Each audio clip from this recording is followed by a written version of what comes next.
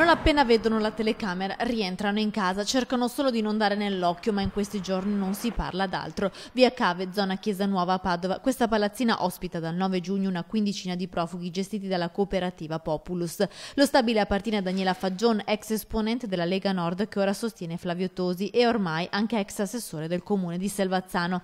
Già perché dopo aver saputo che il membro della sua giunta aveva messo a disposizione una palazzina di proprietà ai profughi, il sindaco Enoch Soranzo le ha ritirato le deleghe.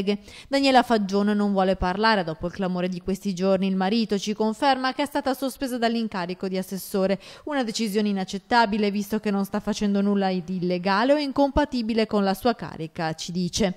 Nemmeno il sindaco Soranzo, contattato più volte al telefono, risponde. I residenti di Via Cave sembrano gli unici estranei alla polemica. Tranquilli?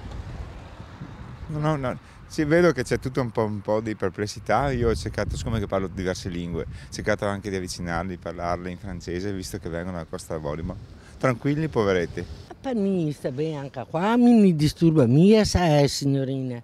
Io da vivere anche a ore, diciamo, questione è che non siamo abituati a queste robe.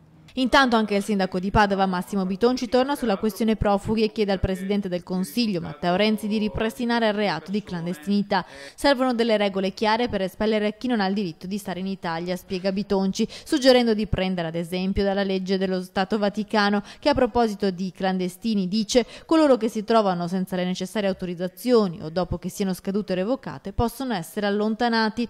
Bitonci non risparmia attacchi anche al ministro Alfano. Come pensa di espellere i Rom che non rispettano il patto di integrazione se non è in grado nemmeno di rimpatriare i clandestini pluripregiudicati, chiota il sindaco di Padova.